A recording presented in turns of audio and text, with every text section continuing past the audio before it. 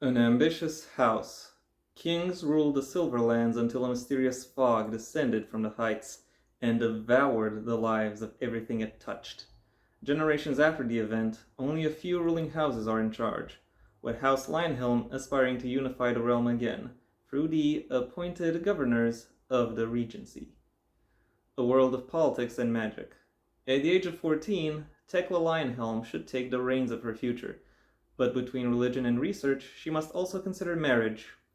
After accidentally killing a man, Tekla discovers there could be more to the faith she practices. Unbeknownst to her, her brother Feliel is uncovering disturbing truths about the Regency, the king, and a missing noble family, the Rosenfields. In the capital, surveillant Ophirus Goldsnout comes across a young healer and the man she's treating, Yashka, and suspects him to play a role in the disappearances of several girls. As Yashka looks for answers regarding his health, while Ophirus investigates the Rosenfields, they both find out about the occult societies reclaiming their stolen lands. A journey down a bloodied path. Ladies and lords, criminals and sentinels, maids and soldiers, followers and heretics, each must choose between duty and resentment, spirit and flesh, love and vengeance. The dream of a united land is fading, morality crumbles, and a war horn blows. Hello everyone, and welcome once again to the Heir's Lair. I'm your host, Jonathan Taylor. Today's video sees me do the thing I said I would do in last week's video, namely look through the oeuvre, or body of work, if I'm to be a little bit less pretentious, of Ginevra Mancinelli. This time looking at the first book she published, and or at least the one, at least as far as I can tell, and the first in her A Halo of Talons and Tears series, namely, I'm gonna pick you up again, hold on, A Realm of Stones and Whispers. So we have A Realm of Stones and Whispers, the first book in the A Halo of Talons and Tears series. So it's pretty safe to say that long titles are the default when it comes to Ginevra's body of work. But once you look into what that body of work actually actually contains, just how sizable it is, and how and how complex and interlocking it is, you realize that it really needs that context in order to fully delve into the very broad setting that it is putting together. What do I mean by that? Well, the TLDW, or Too Long Didn't Watch, version of this review is this book is very dense. There are lots of elements within it that all congeal together to create a sprawling, vast, and very distinctive, very engaging setting. One with a lot of moving and interlocking parts, each of which push and pull at each other in unique ways as its plot progresses. Thankfully, the readers are never too far behind with regards to what is actually going on, giving them a intriguing overview of everything that everything that is presented, and of all the events that end up mattering as the narrative progresses. So if you're on the lookout for your next low epic fantasy read, and have no issue with depictions of violence, violent death, familial abuse, alcohol abuse, gore, torture, and at least a few other such topics, then I think it is safe to say that this book will be to your liking. And now that I'm done with the general impression, it's time I delve a little bit into some specifics. The plot, as I've already said, is a quite sprawling one, covering with its various events covering basically an entire continent. Yet most of this book is clustered around House Lionhelm, which is one of the oldest and most prestigious noble houses of the continent, and a co-founder of the Regency. a sort of early parliamentary republic slash governing confederacy.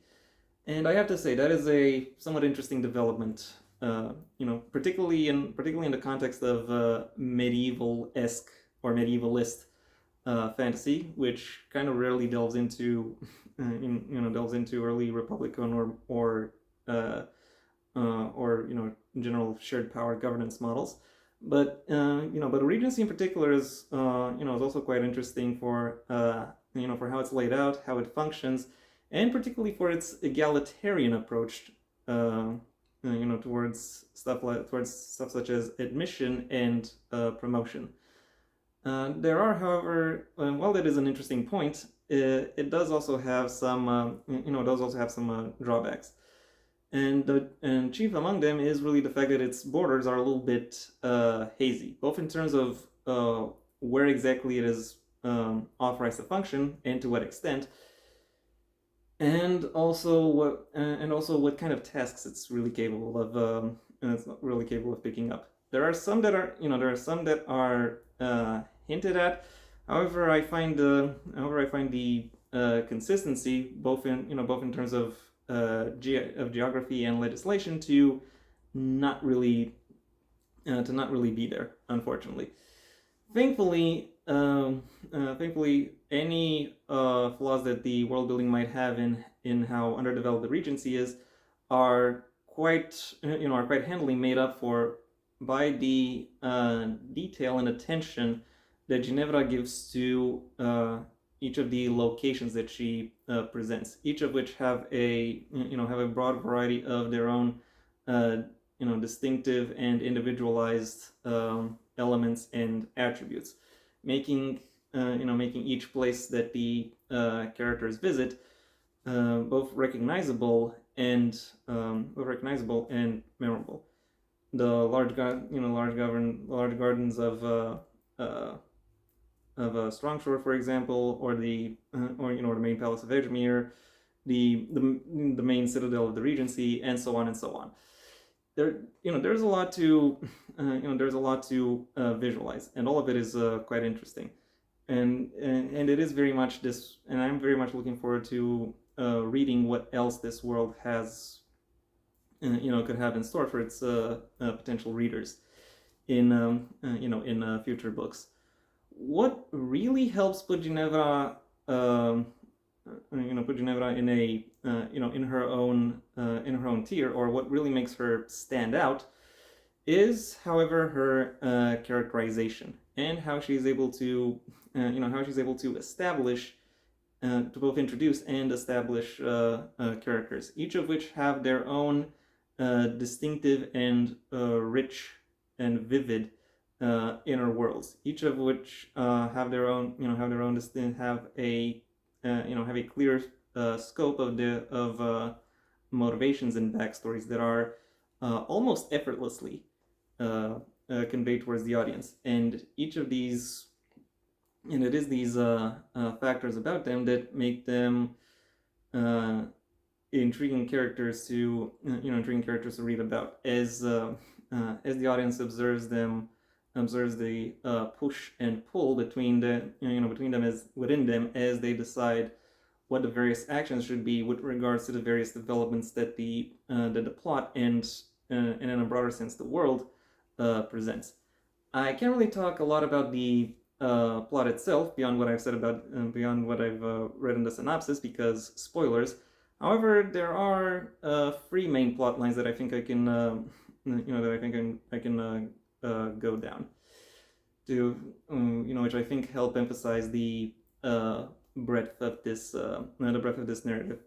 The first one is that of Tekla Lionhelm, the youngest of the previously mentioned House Lionhelm, who, as a debutante to this world of courtly intrigue, has to find her own place within the world, and as such is looking through it in order to figure out which of its potential roles would best suit her.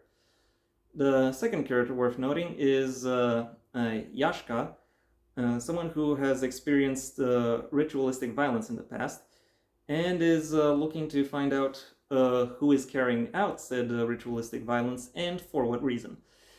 The third character I will mention is Ophirus Goldsnout, a law enforcement officer within the Regency who, over the course of the book, finds himself to be disillusioned, not necessarily by its goals, as in so much as really its methods. And now that I've said that, I've kind of realized that Goldsnout is the character who has the most similar backstory to the author. However, I'm sad to say that of this trinity, he is also he's also the weakest character, given that his storyline is the most disjointed, and he has the least agency within it. Nevertheless, his storyline is still interesting because I think of every character, he is the one that travels most often and is therefore exposed to